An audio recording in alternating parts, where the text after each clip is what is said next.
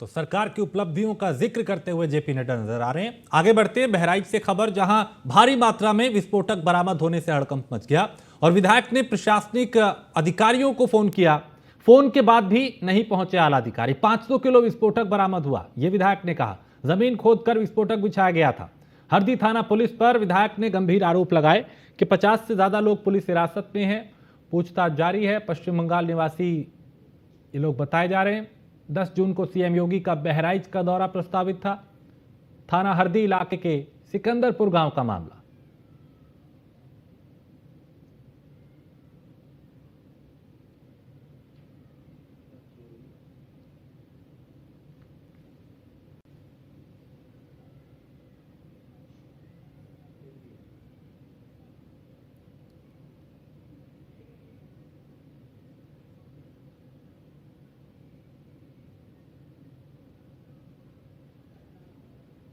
तो औद्योगिक स्तर पे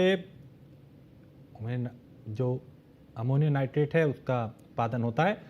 अमोनियम नाइट्रेट का उत्पादन दुनिया भर में होता है और खरीदने के लिहाज से ये सस्ता पड़ता है। इसे स्टोर करना एक समस्या हो सकती है।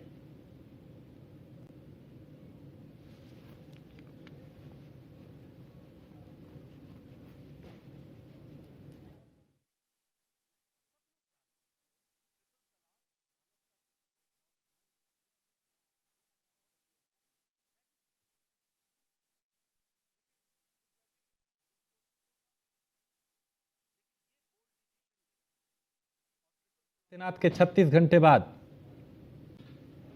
बहराइच में यह हुआ। नेपाल बॉर्डर से सटे हरदी थाना क्षेत्र का मामला। बीजेपी विधायक सुरेश्वर सिंह ने प्रशासन को जानकारी दी। 500 किलो अमोनियम नाइट्रेट जो है वो बरामद हुआ, जिसे जमीन खोद कर बिछाया गया था।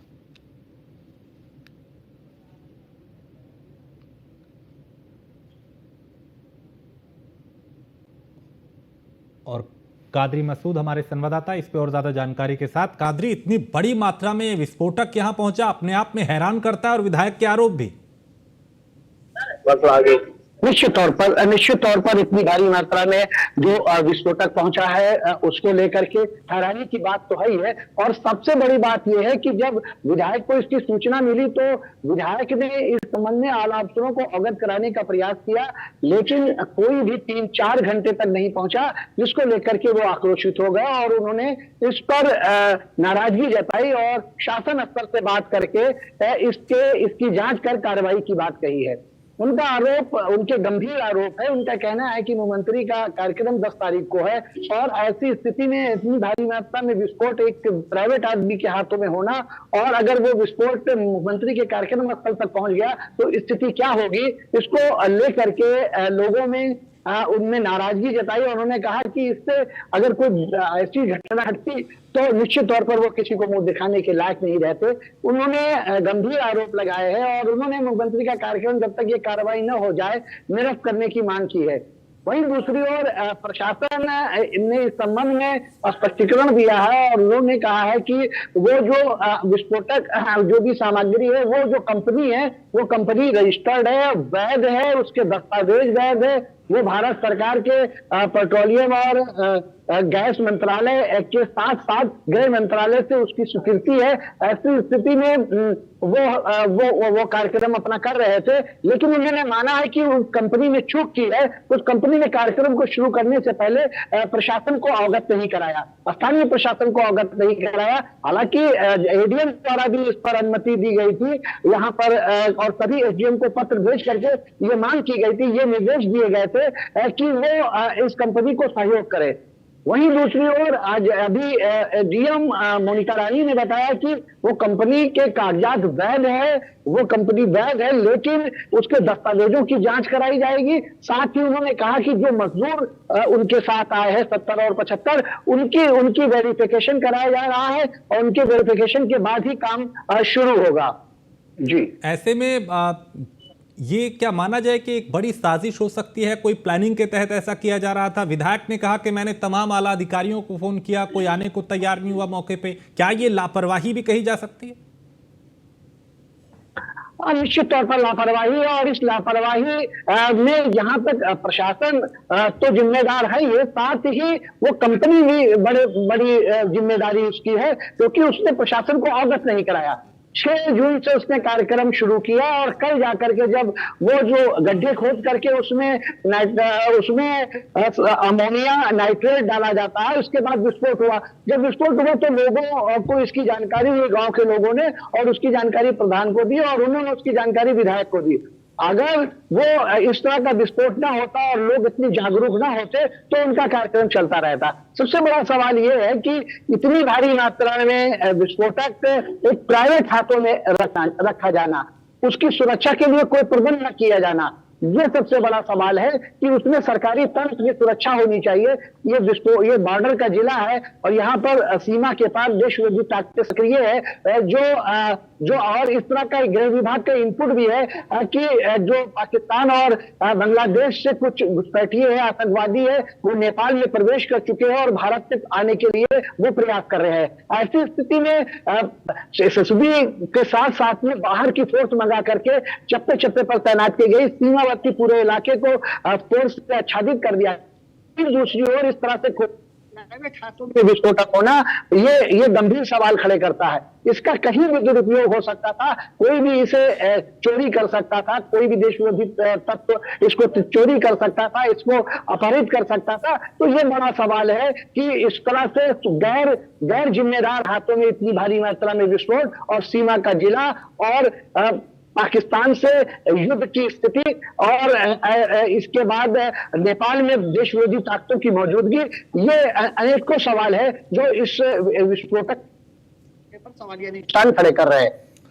सैयद, पुलिस अब इस पूरे प्रकरण को लेकर क्या कह रही है? यानी पुलिस के जो आला अधिकारी हैं उनका बयान क्या है, उन्होंने इस पूरे प्रकरण को लेकर क्या कहा? पुलिस अधीक्षक ने कहा कि ये कंपनी तो उसकी कंपनी को तो उन्होंने भी गलत बताया है, लेकिन उन्होंने इस तरीके को, जो तरीका उसने कंपनी ने अपनाया, उस पर सवाल खड़े किए। उन्होंने कहा है कि ये गलत है और उन्होंने जो बिना सूचना दिए, बिना जिम्मेदार स्थानीय प्रशासन से लेकर के जिला प्रशासन तक के अवगत कराए बिना, सुरक्षा लिए बिना इस तरह का काम किया गया है, उसकी जांच की जाएगी। उन्होंने ये भी कहा है कि जो मजदूर उनके साथ आए, जिसमें बांग्लादेश के कुछ नागरिक है, बंगाल के कुछ नागरिक है, और उनकी दस्तावेजों की जांच कराई जाएगी और बिना दस्तावेजों की जांच कराए उन्हें काम पर नहीं रखा जाएगा और उन्हें छोड़ा नहीं जाएगा जब तक कि ये पूरी जांच नहीं हो जाती, इस बात की पुष्टि नहीं हो जाती है कि वे नागरिक कौन है, कहां के रहने वाले हैं और कैसे यहाँ आए।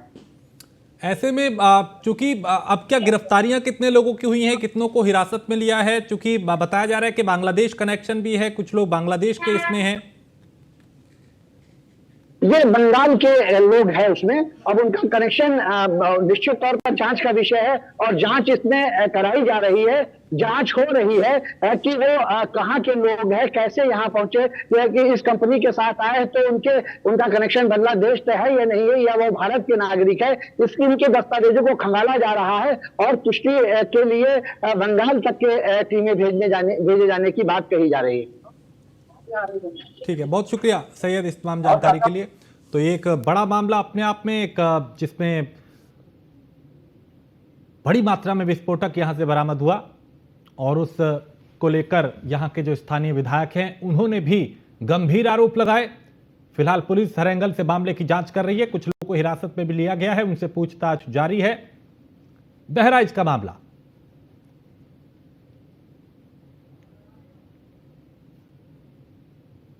10 जून को सीएम योगी का बहराइच का दौरा प्रस्तावित था और भारी मात्रा में यहां विस्फोटक बरामद होने से हड़कंप मच गया।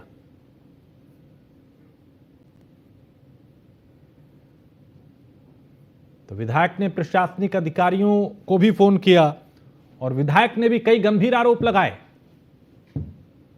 कि तमाम आला अधिकारियों को फोन किया लेकिन वक्त पे वहां कोई नहीं पहुंचा।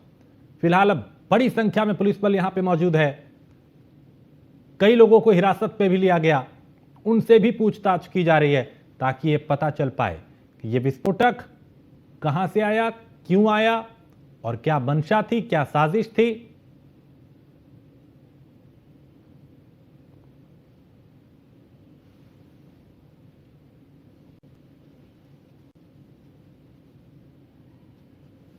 तो विधायक ने प्रशासनिक अधिकारियों को फोन किया और उन पर भी लापरवाही का आरोप लगाया।